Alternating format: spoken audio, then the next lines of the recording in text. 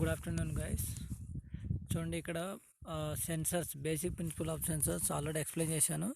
But ఈ పీపీటీలో వచ్చేసరికి sensors working, అసలు పవర్ ఎలా జనరేట్ అవుతుంది, బైనరీ కోడ్ ఎలా యాక్టివేట్ అవుతుంది, ఎలా యాక్టివేట్ అయినప్పుడు ఎలక్ట్రోమాగ్నెటిక్ ఫీల్డ్ ఆర్ ఎలక్ట్రాన్స్ ఎలా ప్రొడ్యూస్ అవుతున్నాయి ఏంటి అనేది ఇంటర్నల్ స్ట్రక్చర్స్తో పాటు మీకు ఎక్స్ప్లెయిన్ చేస్తున్నా.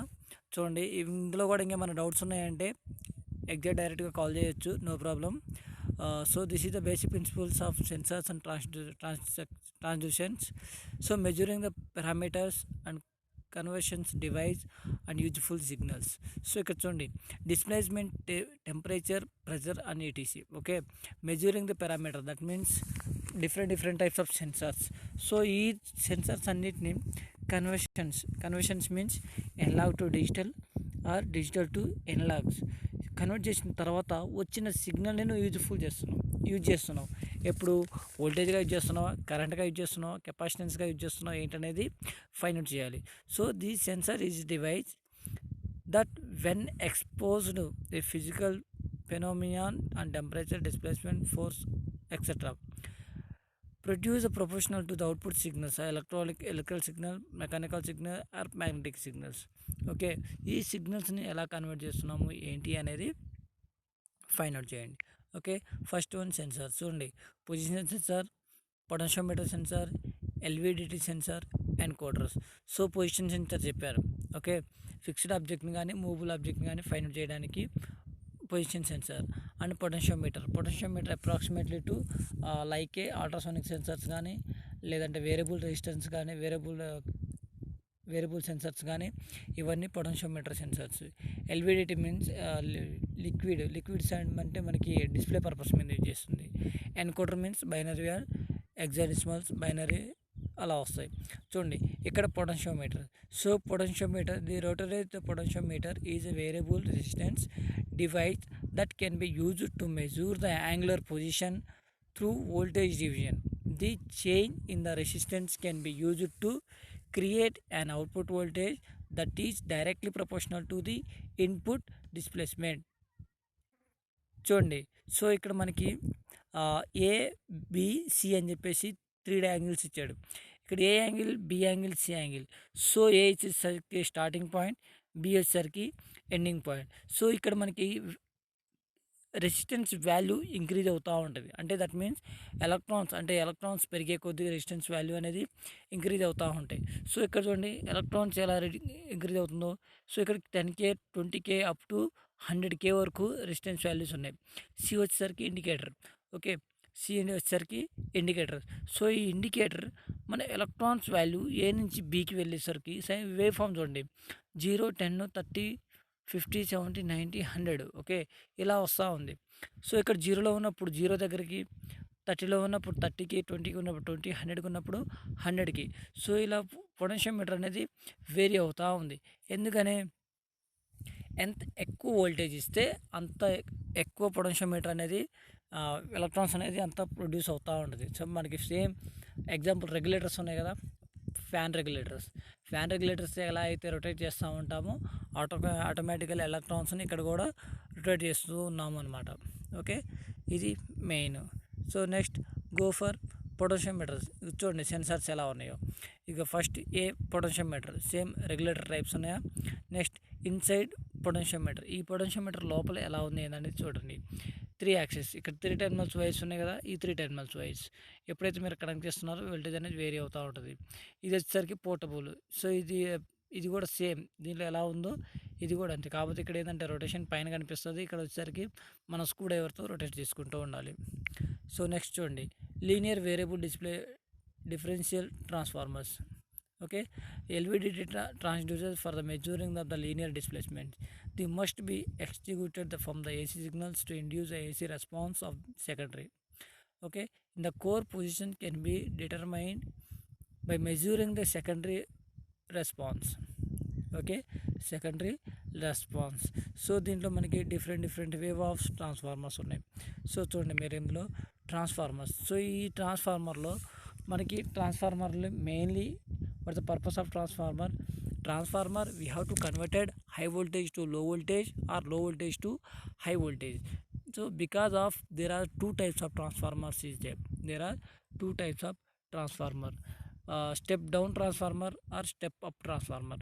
Okay, ఈ స్టెప్ అప్ ట్రాన్స్ఫార్మర్ మనం స్టెప్ డౌన్ ఎక్కడ యూజ్ చేస్తాం, స్టెప్ అప్ ఎక్కడ యూజ్ చేస్తాం.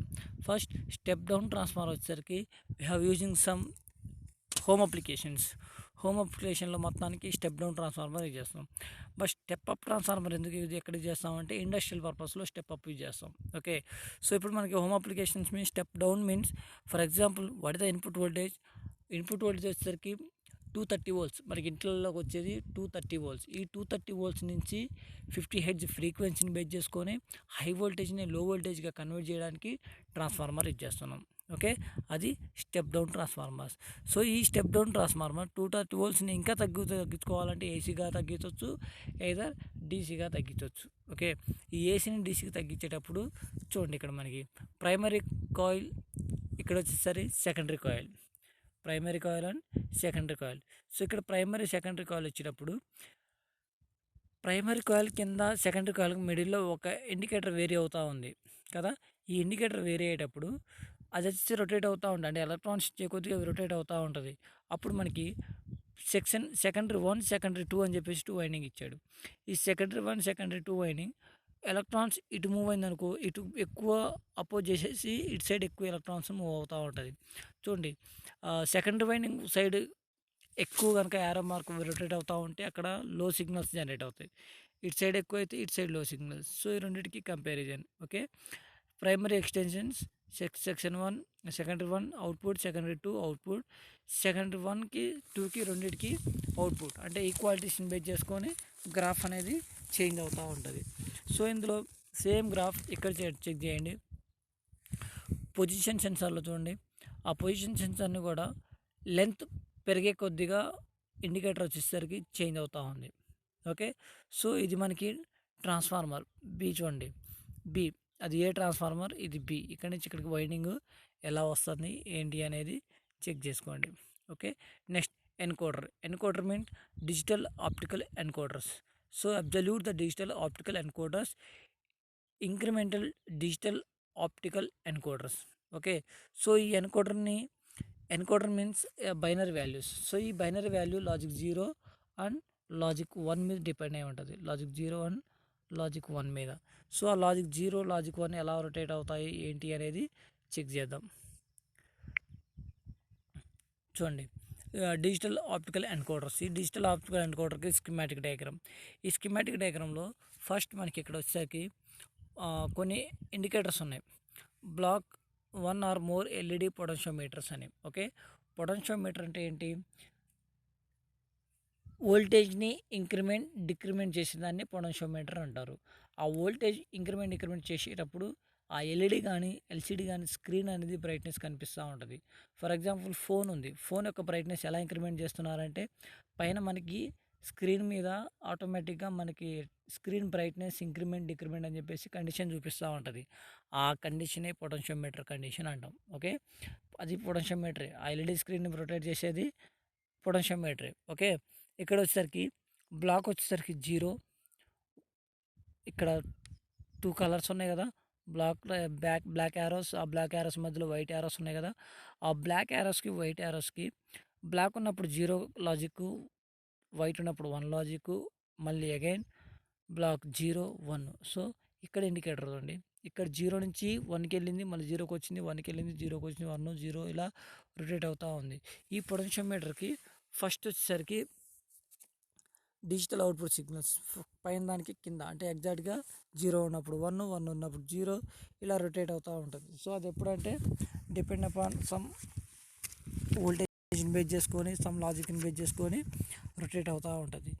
So at the same time basic structure చూడండి, ఇక్కడ ఈ బేసిక్ స్ట్రక్చర్లో కూడా electronics board, signals conducting LED light source, stationary mask, photo detector. ఈ ఫోటో డిటెక్టర్ కూడా సేమ్ డిఫరెంట్ వేవ్లో ఎలా అయితే స్ట్రక్చర్స్ ఎన్కోడర్ చేంజ్ అవుతూ ఉంటుందో ఇక్కడ ఇండికేటర్ కూడా చేంజ్ అవుతూ ఉంటుంది. ఇండికేటర్ చేంజ్ అయినప్పుడు మనకి ఇక్కడ వాల్యూస్ అనేది వేరీ అవుతూ ఉంటుంది. ఓకే, అదే పొటెన్షియోమీటర్. ఇక్కడ మీకు చూడండి, మీకు ఇక్కడ క్లియర్గా కనిపిస్తుంది. చూడండి రోటర్ ఎన్కోడర్ ఎలా రొటేట్ అవుతుంది అనేది బ్లాక్ కలర్ రొటేట్ అవుతుంది. బ్లాక్ కలర్ రొటేట్ అయినప్పుడు బ్లాక్ కాస్త లాజిక్ 0కి అయిపోతుంది, వైట్కి రాగానే మళ్ళీ 1కి వచ్చేస్తుంది. ఓకే, అది రొటేషన్ అయ్యేటప్పుడు. ఆ రొటేషన్ అయ్యేటప్పుడు ఎన్కోడర్ డీకోడర్కి డిఫరెన్స్ అదే. 0 ఉన్నప్పుడు 0, 1 ఉన్నప్పుడు 1 ఇలా రొటేట్ అవుతూ ఉంటుంది. సో నెక్స్ట్ దాంట్లో చూడండి, ఇంకా మీకు క్లియర్గా అర్థం వస్తుంది.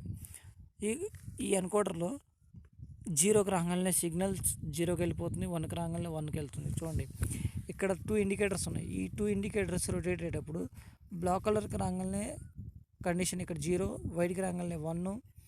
ఓకే, 2 వైట్లో ఉన్నప్పుడు 2 లాజిక్ 1 అయిపోతుంది, 2 బ్లాక్లో ఉన్నప్పుడు 2 లాజిక్లు 0 అయిపోతున్నాయి. 1 బ్లాక్లో 1 ఉన్నప్పుడు ఆటోమేటిక్గా ఇక్కడ వాల్యూస్ 1, 0, AB ఇండికేటర్స్ ఉంటాయి. 0, 0, 0, 1 ఇలా రొటేట్ అవుతూ ఉంది. ఓకే, ఇది పొటెన్షియోమీటర్కి ఎన్కోడర్ డీకోడర్కి డిఫరెన్సెస్. సో ఇంకా మీకు ఇంకా క్లియర్గా అర్థం అవ్వాలంటే ఇంకా నెంబర్ ఆఫ్ ఎగ్జాంపుల్స్ ఉన్నాయి. చూడండి, ఇది బైనరీ ఎన్కోడర్. ఈ బైనరీ ఎన్కోడర్లో మనకి 3 రొటేషన్ అవుతుంది. Circle 1, circle 2, circle 3. ఓకే, ఈ 3 సర్కిల్లో 3 బైనరీ వాల్యూస్ ఉన్నాయి. 0, 0, 0, 1 లాజిక్. బ్లాక్ ఎక్కడైతే 3 బ్లాక్స్ ఉన్నాయో అక్కడ 3 బ్లాక్స్ 0 అయిపోతాయి. 3 బ్లాక్స్ ఎక్కడైతే వైట్ కలర్లో ఉన్నాయో అక్కడ అన్నీ 1 అయిపోతాయి. ఎక్కడైతే 1 బ్లాకు 2 జీరోస్ ఉన్నాయో 1 0 అయిపోతాయి. ఓకే, సో ఇదంతా మనకి ఇండికేటర్. సో ఇండికేటర్ మొత్తం యారో మార్క్ ఇండికేటర్స్ ఎలా వస్తున్నాయి ఏంటి అనేది అక్కడ చెక్ చేసుకోవచ్చు. మీకు ఇంకా క్లియర్గా కావాలి అనుకుంటే దీంట్లోనే బైనరీ వాల్యూస్ చూడండి, ఇందులో ఇంకా క్లియర్గా వస్తుంది. Grey encoders. So grey encoders కూడా అంతే, 0, 1, 0, 1, 0, 1, 0, 1 రొటేషన్స్ ఎలా రొటేట్ అవుతున్నాయి ఏంటి అనేది. ఓకే, ఇక్కడ చూడండి అబ్జల్యూట్ ఎన్కోడర్. సో ఈ ఎన్కోడర్ మనకు వచ్చేసరికి బ్లాక్ ఏ, బ్లాక్ బి. ఈ బ్లాక్ బిలో చూడండి యాక్చువల్ డిస్క్. ఈ డిస్క్ వచ్చేసరికి లోపల మనకి కొన్ని బ్లాక్ డాట్స్, వైట్ డాట్స్ ఇలా ఉన్నాయి. వైట్ డాట్స్ రొటేట్ అయ్యేటప్పుడు అది లాజిక్ 1 అవ్వాలి, బ్లాక్ రాగానే ఆటోమేటికల్లీ 0 అయిపోవాలి. ఓకే, ఈ రొటేషన్ టోటల్లీ 360 degreesలో రొటేట్ అవుతుంది. These direction of the rotations మనకి బిట్ 3, బిట్ 2, బిట్ 1. ఓకే, ఈ 3 బిట్స్లో ఎక్కడైతే బ్లాక్ కలర్లో ఉన్నాయో అవి లాజిక్ 0, వైట్లో ఎక్కడైతే ఉన్నాయో అవి లాజిక్ 1కి వెళ్ళాలి. ఓకే, అది ఇన్పుట్ కండిషన్స్. ఇన్పుట్కి అవుట్పుట్కి ఆ బ్లాకులు బేస్ చేసుకొని కండిషన్స్ లాజిక్లో 1, 0, లాజిక్ 0, లాజిక్ 1 ఎక్కడ ఏంటి అనేది క్లియర్గా అర్థమవుతుంది.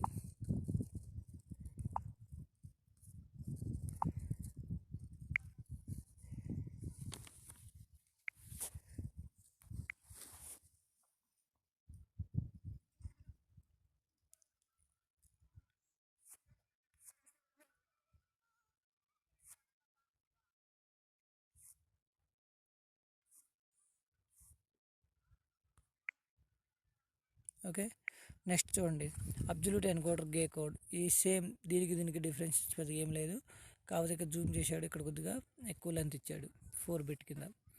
Next incremental encoder. So incremental encoder కూడా అంతే, ఇంక ప్రతి ఒక్కటి ఎన్కోడర్ ఒకటే. మనకి లాజిక్ 0, లాజిక్ 1 ఈ రెండింటి మీదే డిపెండ్ అయి ఉంటుంది. గ్రాఫ్ సిగ్నల్స్ ఎలా జనరేట్ అవుతాయి ఏంటనేది చెక్ చేసుకోవడమే.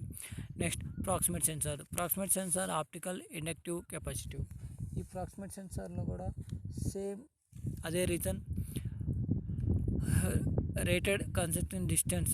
ప్రాక్సిమేట్ సెన్సార్ ఎక్కడెక్కడ డిస్టెన్స్, ఎంత డిస్టెన్స్లో డిటెక్ట్ అవుతున్నాయి ఏంటి అనేది చేంజ్ అవుతూ ఉంటుంది. సో చూడండి ఇక్కడ మీకు ప్రాక్సిమేట్ సెన్సార్స్ లెంత్ దగ్గరికి అయ్యే కొద్దిగా వోల్టేజ్ వాల్యూ అనేది తగ్గిపోతుంది, లెంత్ దూరం పెరిగే కొద్దిగా వోల్టేజ్ వాల్యూ అనేది పెరిగిపోతుంది. చూడండి 8 సెంటీమీటర్స్ వచ్చేటప్పుడు వోల్టేజ్ వాల్యూ ఎంత ఉంది, తగ్గిపోతుంది. సో డిస్టెన్స్ తగ్గే కొద్దీ వోల్టేజ్ వాల్యూ పెరిగిపోతుంది. ఓకే, ఇది proximate sensors. Next application of proximate sensors. ఈ ప్రాక్సిమేట్ సెన్సార్స్ చూడండి, ఈ కింద బ్లాక్లో అల్ట్రాసోనిక్స్ ఉన్నాయా, అవి అల్ట్రాసోనిక్ సెన్సార్స్. ఈ అల్ట్రాసోనిక్ సెన్సార్ని సేమ్ సౌండ్ జనరేట్ చేసుకుంటా, వాల్యూస్ని రీడ్ చేసుకుంటా,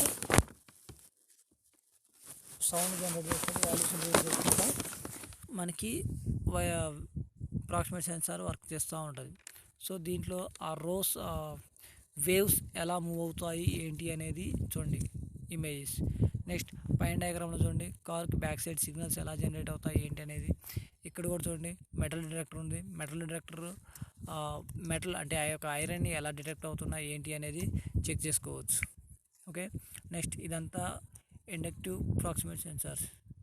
ఈ ప్రాక్సిమేట్ సెన్సార్లో detects of the metal object use can be electromagnetic field to detect a conductive target sensing the coil in the end of the sensor probe.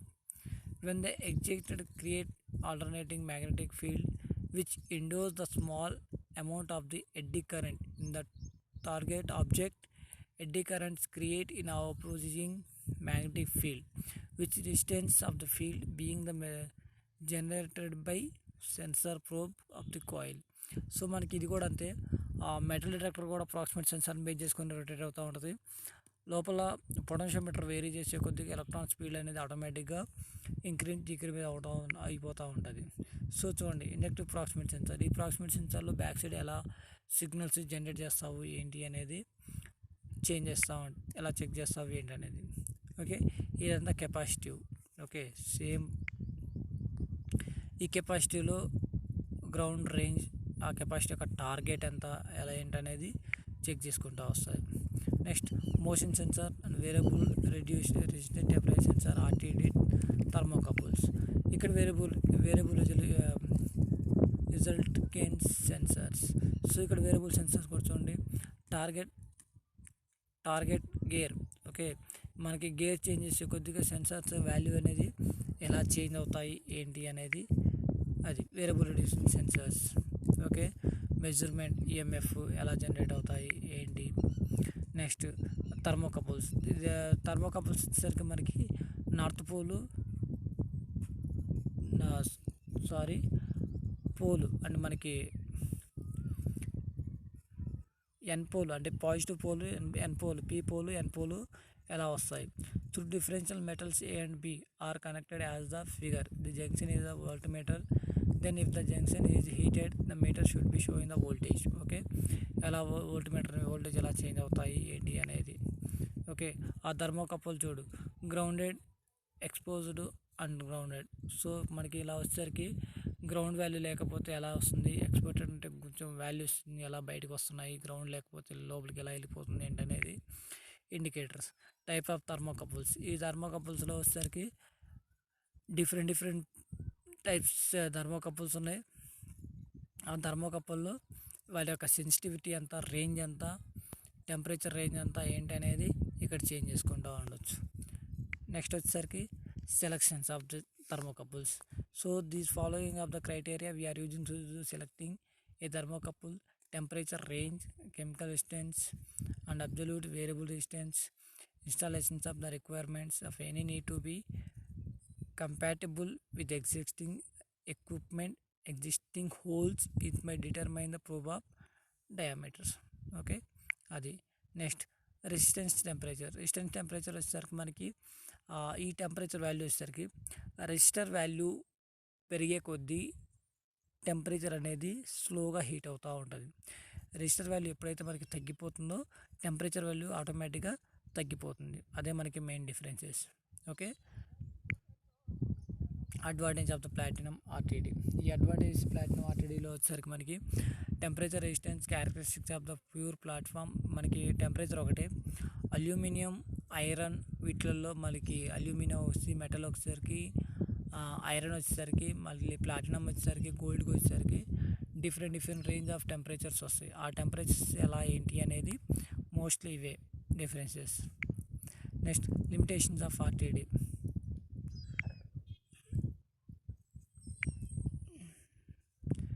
Resistant temperature detector. చూడండి, thermocouple of RTD, thermocouple and RTD. ఈ థర్మోకపుల్లో ఆర్టీడీలో self ప్రొవైజ్డ్ okay, దానికి ఇలా work ఎలా వస్తున్నాయి ఏంటి అనేది conditions. Next వచ్చేసరికి ఫోర్సెస్, ప్రెజర్ సెన్సార్స్. ఆ ప్రెజర్ సెన్సార్స్ ఆల్రెడీ చెప్పాను. షాపింగ్ మాల్లో, పెద్ద షాపింగ్ మాల్లో ప్రెజర్ అయ్యే కొద్దిగా ఎలక్ట్రాన్స్ని ఎలా స్టోర్ చేసుకోవాలి ఏంటి అనేది. Strain change in the length DL per unit length.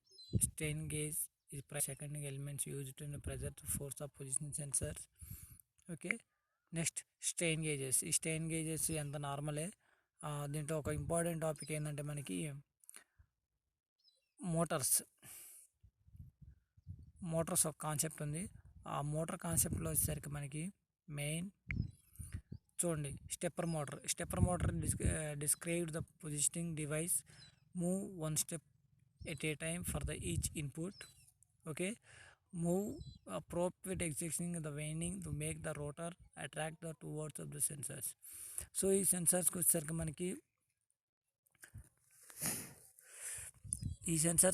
మనకి రోటర్ లోపల మోటార్ ఒక వైండింగ్ వచ్చేసరికి సౌత్ పోలు నార్త్ పోలు ఇలా వస్తుంది.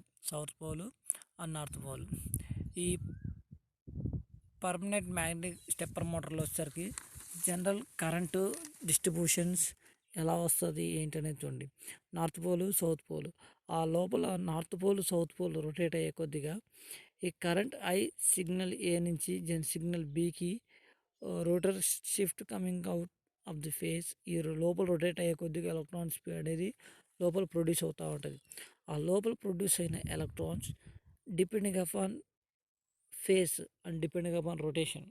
Okay, north pole south pole ఆ రెండింటిని రొటేషన్ బేస్ చేసుకొని వాల్యూస్ ఎలా వస్తాయి ఏంటి అనేది చెక్ చేయండి.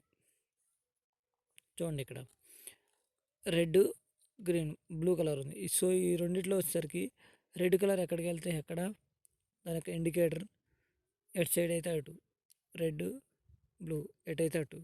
సో అదే డైరెక్షన్లో ఎలక్ట్రాన్స్ అనేది ప్రొడ్యూస్ అవుతూ ఉన్నాయి. ఓకే, నెక్స్ట్ ఆ స్టెప్పర్ మోటార్కి వచ్చేసరికి